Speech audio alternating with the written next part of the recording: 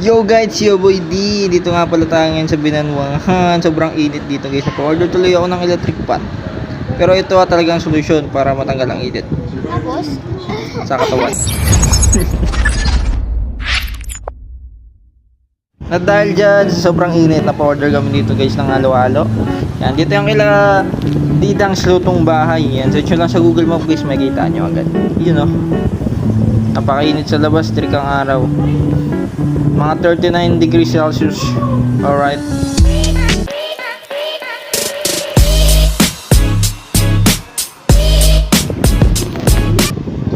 Nga pala siya din pogi. Single yan guys. Dahil may natira pa kami ibang dito guys. Dagdagan namin para masumarap lalo.